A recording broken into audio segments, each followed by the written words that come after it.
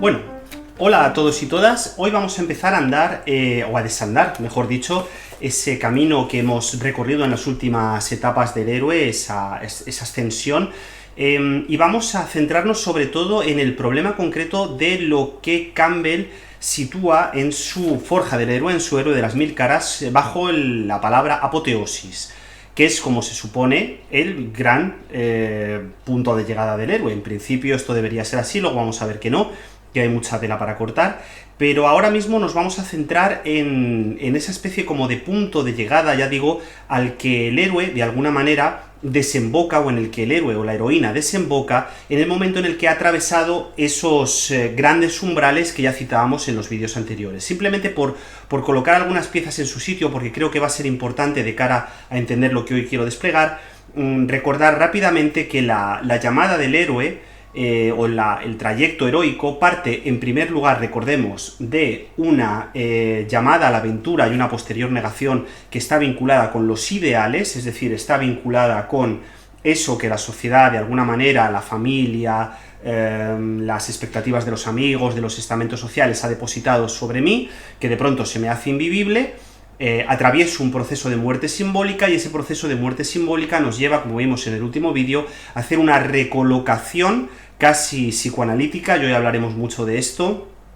de lo que sería la figura materna, la figura paterna, y el lugar concreto que cada sujeto ha jugado dentro de eso que llamamos la historia familiar o la narración familiar. Y nos quedamos en ese momento en el que, de alguna manera, el héroe ya había colocado o recolocado tanto la figura de la madre, por un lado, la figura del deseo, como la figura del padre, es decir, aquello que toca un poco más a la cuestión de la ley. Y de pronto llegamos a eso que Campbell llama de manera misteriosa la apoteosis. Bien, para entender exactamente cuál es este primer punto de llegada del héroe, porque esto es importante reseñarlo, no va a ser siempre así, hay muchas películas, muchos guiones que acaban, como veremos, de manera equívoca y errónea aquí. La apoteosis se supone, y muchas veces está así explicado en los manuales, que es como una especie de conseguir el elixir, ¿no? De llegar al punto donde el objetivo se cumple, eso que Propp situó en el relato clásico como la consecución del objetivo, etcétera, etcétera. Bien, la apoteosis en Campbell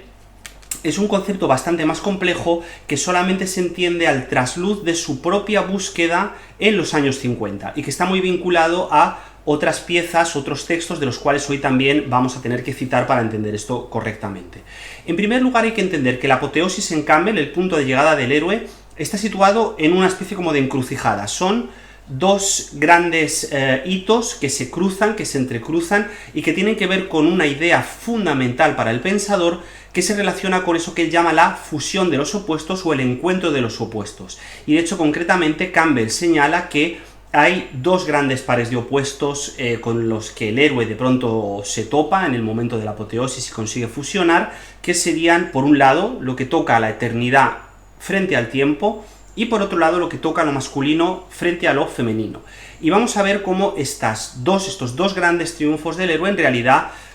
se vinculan con dos intereses muy concretos que tenía Campbell en la década de los 50, y que apuntan, por un lado, a lo que sería el estudio de las religiones orientales y de una cierta construcción de lo religioso oriental, y por otro lado, a una concepción muy concreta del psicoanálisis, al que vamos a tener que darle cera y hablar también críticamente de esta idea, ¿no? Claro, cuando Campbell empieza a hablar sobre la cuestión de enfrentarse al doblez entre eternidad y tiempo, obviamente está mirando claramente, como decía, a las religiones orientales, más concretamente a esa idea de la fusión de los opuestos, que está, por ejemplo, él analiza en varios lugares de su bibliografía la figura de Shiva, la cuestión del yin y el yang, esta idea de que, por un lado, el ser humano en sí mismo es temporalidad, cada uno de nosotros está sometido a una temporalidad, evidentemente nacemos, crecemos y morimos en una especie de recorrido que recuerda una línea recta, mientras que esa línea recta cronológica, que es la de la gran mayoría de las historias, se engancha, se inserta en una especie de movimiento total, circular, que sería el del retorno de lo mismo, el del eterno retorno nietzscheano, el del eterno retorno también de los mitos de Mircea Eliade en una dirección muy diferente, el de pues el flujo cósmico del tiempo entendido como la totalidad o como Maya, que es algo de lo que vamos a tener que hablar hoy. Claro, evidentemente Campbell es muy consciente cuando toma esta decisión de situar aquí el primer eje de la apoteosis del héroe, en el hecho de que para él, al menos, el pensamiento, entendido como la reflexión filosófica sobre los problemas derivados del ser, hasta principios del siglo XX, desde luego Campbell no tenía demasiado interés, o no, hasta donde yo sé, no mostró gran interés por la obra heideggeriana, pero se sitúa evidentemente en una línea idealista donde él realiza una especie de recorrido de trazo muy grueso, muy grueso, pero razonablemente interesante, en torno a una serie de conquistas donde él hilvana filosofía y arte. Entonces él viene a señalar algo así como que esta idea de la cronología lineal cerrada, del tiempo lineal, que es unívoco y que nos lleva como a recorrer nuestra vida de un punto a otro, viene, digamos, puesta en crisis, o se pone en crisis, comienza a ponerse en crisis a partir de la modernidad. Encuentra un primer jalón claro en la crítica de la razón pura de Kant, donde lo que a su juicio Kant hace es poner por primera vez, esto habría mucho que discutir, pero poner por primera vez de manera radical la imposibilidad de comprender la estructura del mundo, es decir, de llegar a la cosa en sí, estamos tocando el problema del noúmeno. Entonces para Campbell esto es importante porque de alguna manera arranca o sitúa al sujeto en una nueva perspectiva, que es la de esa subjetividad radical, idealista, incapaz de acercarse, tocar, darse de bruces con lo real mismo, salvo, esto habría que ponerlo entre paréntesis, salvo en la experiencia traumática.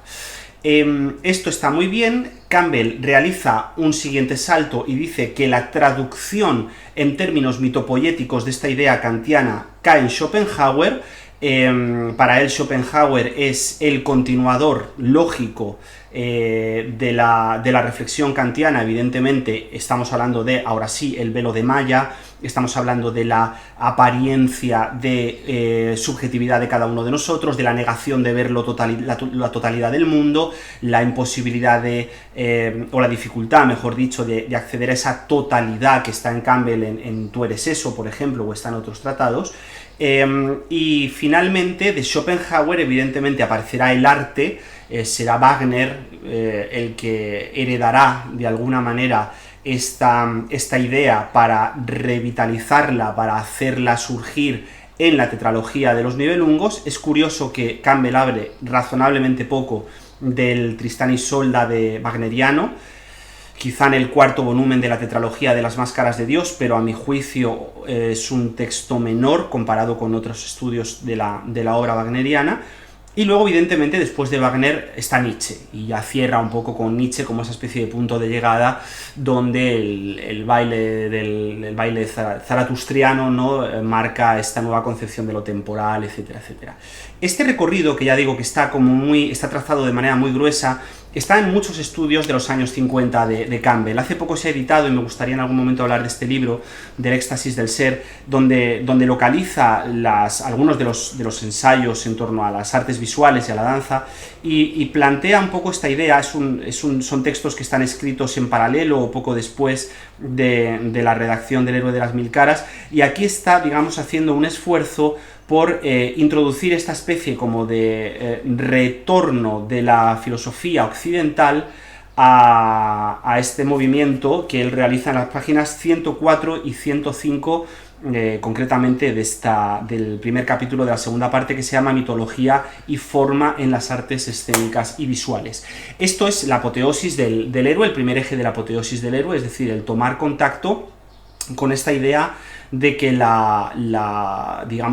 cuestión temporal, la cuestión de lo temporal, se nos agota, nos resulta una ilusión. Esa cronología lineal al héroe de pronto le resulta una ilusión, y se da cuenta de que sus acciones no están, digamos, únicamente dadas por sí mismo, sí mismas, sino que forman parte de una totalidad, y esa totalidad requiere de fusionar, de encontrar ese gran reloj del mundo que gira y que de alguna manera va desplegando sus acontecimientos con nuestra finitud, con nuestra mortalidad, con nuestra subjetividad. Esto es algo que volverá a aparecer, como veremos, en las etapas finales. Este sería como el primer eje, el que toca el tiempo, ¿no? Es un eje que evidentemente, ya digo, en la filosofía del siglo XX a partir de Bergson y de Heidegger queda ampliamente superado, pero que, bueno, Campbell introduce aquí y lo atraviesa, y aquí introducimos el segundo gran problema de la apoteosis campbelliana, con la cuestión psicoanalítica de la unión de lo masculino y lo femenino. Claro, Campbell, en varios momentos de su obra, se plantea una historia del psicoanálisis que todavía tenía sentido en los años 50. Campbell no había tenido, desde luego, acceso, hasta donde sabemos, a los seminarios que impartía Lacan en esa misma década. Tampoco mostró gran interés posteriormente, en los 60 y en los 70, por la obra del psicoanalista francés, lo cual es un gran error, evidentemente, que va a arrastrar durante toda su trayectoria, porque la línea que plantea Campbell, un tanto ingenua, es la de que el psicoanálisis surge como una primera etapa netamente freudiana, donde lo que se pone en marcha es el descubrimiento del inconsciente individual, con esas pulsiones, con las dos tópicas, con los lugares, digamos, comunes de la interpretación freudiana, y después hay una superación, y aquí empiezan los problemas, una superación que vendría dada por el inconsciente colectivo junguiano. Es decir, para él, Freud introduce la cuestión del inconsciente individual, después Jung remacha o reforma o amplía cosas incorporando esta idea del inconsciente colectivo. Bueno, evidentemente este no es el sitio para hacer una crítica a la cuestión de lo que implica per se la fantasía de la existencia de un inconsciente colectivo. En realidad Campbell lo que hace es tomar las ideas elementales de Bastian, que es otro de sus maestros, y meterlo a martillazos, ¿no? Con martillo junguiano, en la construcción de la experiencia psicoanalítica. Esto evidentemente es grave. Luego, evidentemente, si saben algo o les interesa parcialmente la historia del psicoanálisis, saben que a partir de aquí mucha gente le ha dado por inventarse otros tipos de inconsciente, el inconsciente libidinal marxista, en fin, hay decenas de supuestas escuelas que han creído tener la llave de acceso al inconsciente, ¿no? Claro, esto, que en su momento, ya digo, pudo ser razonablemente interesante, en Campbell se desencaja porque la cuestión de la fusión de lo masculino y lo femenino, él la va a hacer, y esto es algo que no dice de manera explícita, pero que una lectura de Jung lo muestra claramente, reapropiándose de la idea de ánima, que es uno de esos grandes, digamos, arquetipos colectivos con los que Jung opera, y en los que justifica la existencia de ese inconsciente colectivo, y que para él le da como la llave, ¿no?, de esta segunda apoteosis del héroe. Claro, el ánima de Jung, ya digo que tampoco es este el lugar para discutirlo explícitamente, el ánima de Jung de alguna manera sigue proponiendo una cierta supremacía de lo femenino que Campbell arrastra de manera un tanto ingenua, porque él acaba diciendo algo así como que la tensión violenta siempre tiene que ver con el padre, las guerras, las agresiones están localizadas en el eje de la ley, mientras que la introspección de la figura materna por la línea del deseo no plantearía ningún problema violento para el sujeto, cosa que desde luego es harto dudable y que no sé hasta qué punto está en el ánima de Jung, habría mucho que discutir. Pero es verdad que en esta idea como de fusionar, de encontrar, si me permiten casi la idea de aplastar esa tensión propia del yo freudiano, Campbell genera una especie de doblez donde no queda muy claro exactamente qué es eso de la fusión entre lo femenino y lo masculino, más allá de una idea de lo bisexual, que es la idea bisexual teológica de las religiones orientales, una vez más, pero que ciertamente a nosotros se nos queda un poco lejos. Ahora bien, realizadas estas dos críticas, sí que creo que hay dos ideas muy bonitas que podemos sacar de cómo formula Campbell su experiencia del inconsciente y de la apoteosis del héroe. La primera idea es una sugerencia que el propio pensador incorpora en la apoteosis y que viene a decir algo así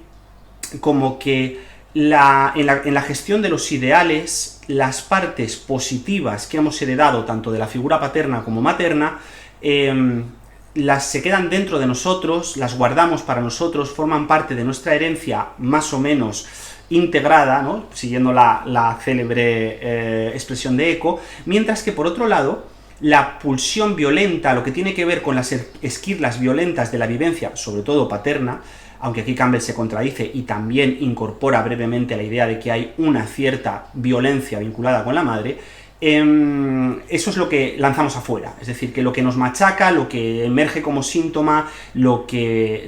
nos hace polvo, lo que genera la neurosis, es aquello de la experiencia paterna y materna, de la historia familiar, que por la vía del ideal no hemos conseguido interiorizar, mientras que aquello que sí que hemos conseguido interiorizar y que se convierte en una herramienta, aquello que nuestros padres y nuestras madres nos han legado y que funciona de manera positiva, directamente no forma parte del relato, no forma parte de nuestro relato, o al menos se queda operando de alguna manera en la parte de atrás de nuestro cráneo. Claro, esta idea es bonita y me parece interesante ponerla sobre el papel, sobre todo para entender que efectivamente incluso en un planteamiento estrictamente neurótico siempre queda algo positivo del ideal, siempre se puede leer, aunque sea con dificultad, y precisamente eso yo creo que es una de las grandes dificultades del análisis, el acceder, el hacer las paces, el perdonar con aquellas partes del ideal que no han sido, digamos, destructivas o abrasivas o que no nos han hecho polvo,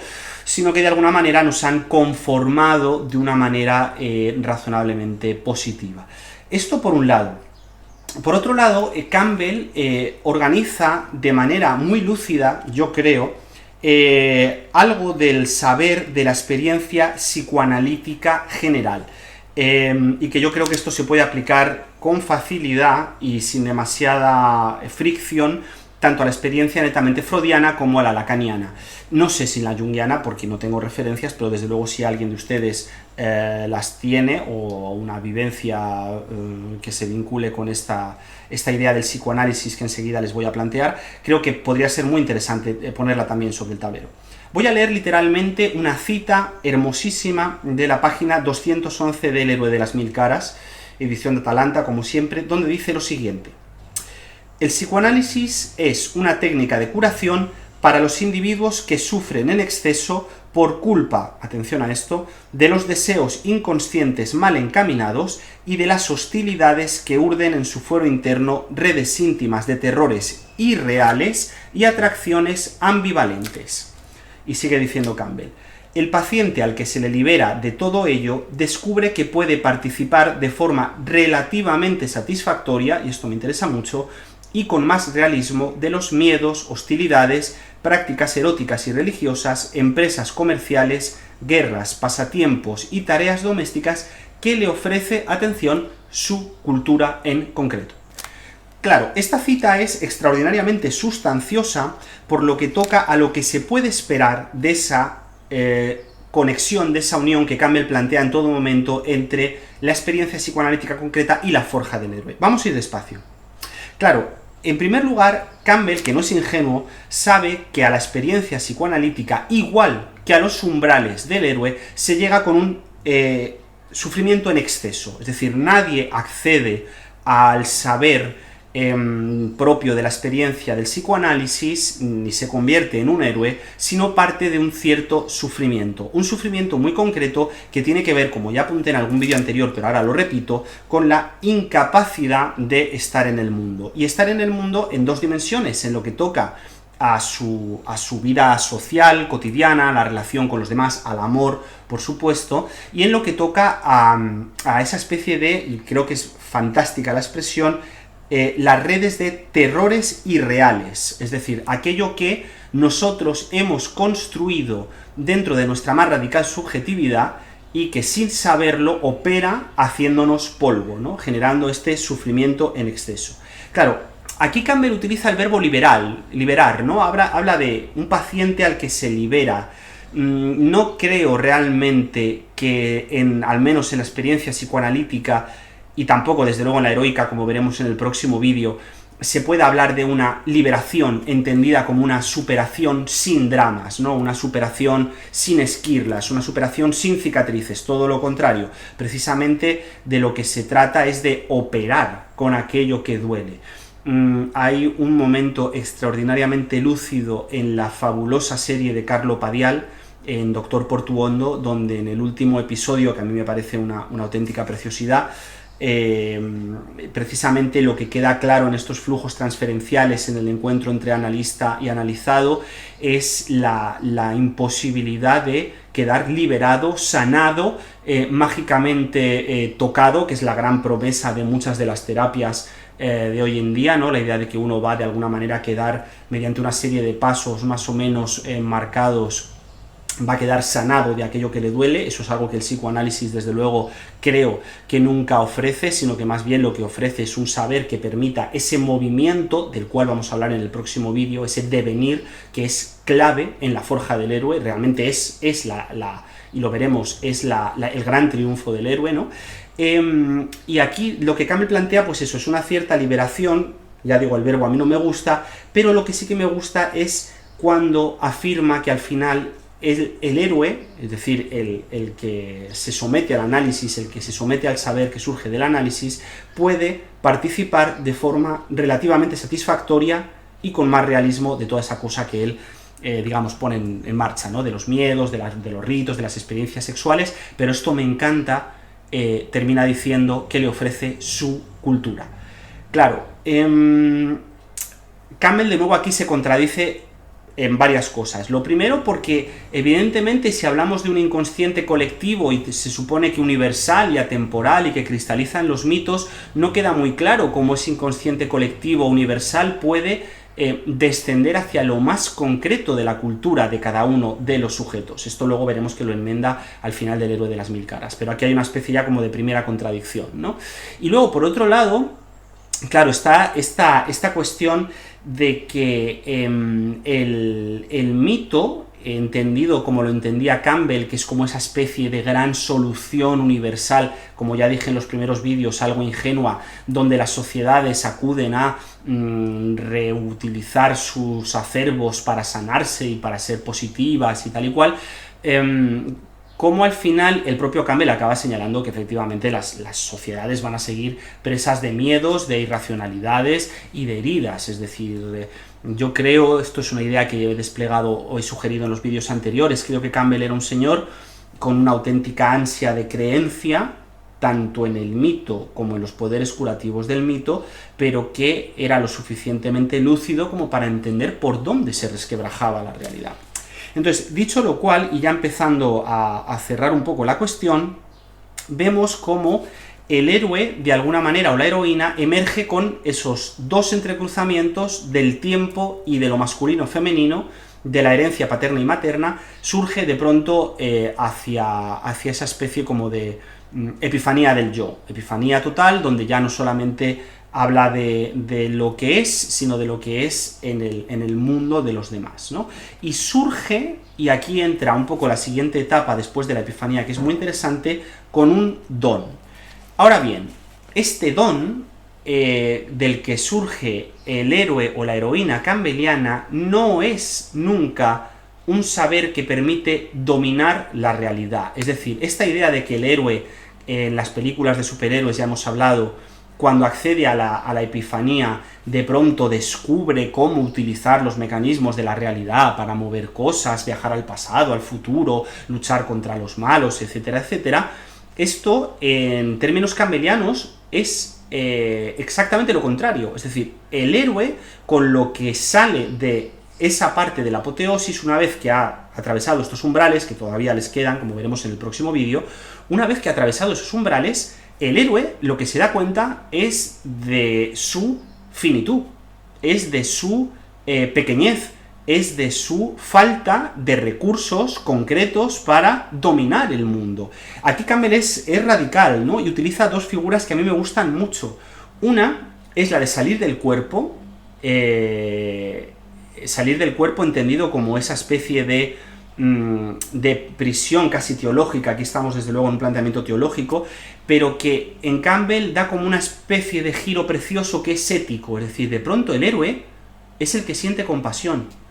y siente compasión, siente fragilidad, siente pequeñez, porque ha tomado contacto con la importancia de todos y cada uno de los seres que componen el universo, en ese apoteosis en el que se cruzaban los dos ejes. Es decir, de pronto ha visto que el tiempo subjetivo es una tomadura de pelo, que la división entre masculino y femenino es una tomadura de pelo, que el hecho de seccionar al resto de seres humanos por raza, color, origen, credo, apetencias sexuales y lo que ustedes quieran es una tomadura de pelo, y de pronto se da cuenta no de esa especie como de gran hermandad universal donde todo se ordena mediante la fuerza, sino se da cuenta de su propia pequeñez, se da cuenta de que no es más que otro ser humano más marcado por sus heridas, por su raza, por su credo, por su nación, por su lenguaje, esto Campbell no lo dice, esto lo digo yo, por su diferencia sexual, por su herida que surge de la diferencia sexual, y por mucho que él vaya a fusionar, que esto habrá mucho que discutir, lo discutiremos en el próximo vídeo, estos dos horizontes, de pronto de lo que se da cuenta es de su pequeñez, es decir, de que sí, de que ha recorrido un camino, pero ese camino no le lleva a ser mejor, un elegido, un mesías, un héroe, en el sentido hollywoodiense total del término, ¿no? Si vemos un personaje como los que estudiaban el Hollywood reaccionario de los años 80, que eran puro cuerpo, cuerpo musculado, cuerpo infalible, cuerpo perfecto, lleno de capacidades para matar, manejar ametralladoras, sierras mecánicas y lo que ustedes quieran. Claro, el héroe campbelliano de pronto es un señor que se mira al espejo y dice, ostras, es que soy un idiota, soy tan idiota como todos los demás que me rodean, y por lo tanto siento una enorme compasión hacia esta gran, digamos, idiotez compartida en la que todos nos movemos, ¿no?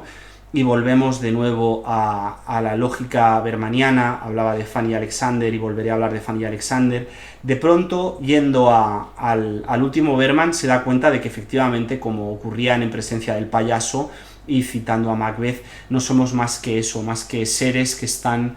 haciendo el idiota encima de un escenario entre ruido y furia, ¿no? Y ese es el don real del héroe campbelliano, no tiene nada que ver con las espadas láser ni con mover las cosas de un sitio para otro, sino precisamente es el descubrimiento de la finitud. Y de hecho me atrevería a decir que hay una última conexión entre el psicoanálisis freudiano y esta herencia campbelliana, que es la que tiene que ver con la castración. El héroe al final accede a la idea de que no puede conseguirlo todo en el mundo, de que no es el elegido, de que no es más especial que los demás, y por lo tanto tiene que asumir la existencia de límites. Límites que tienen que ver con el otro está barrado, habría mucho que discutir sobre hasta qué punto se puede o no llegar a barrar al otro. El otro está barrado, yo estoy limitado, no hay ninguna garantía absoluta de verdad en el mundo. Este es el don, este es el tremendo y terrible descubrimiento del héroe campbelliano, y es lo que le espera en casi la etapa final de su viaje, porque la etapa final, como veremos en el próximo vídeo, es la que toca al imposible regreso al hogar y a los problemas que surgen con el regreso al hogar. Pero para ello todavía tendremos que esperar por lo menos 7 días más. Hasta entonces espero que estén disfrutando del curso, como siempre, del seminario. Como siempre les invito a que dejen sus comentarios en nuestra sección, con sus dudas, sus preguntas y todo aquello que quieran formular, o sus intervenciones, sus críticas. Y por mi parte nada más, les espero aquí dentro de una semana.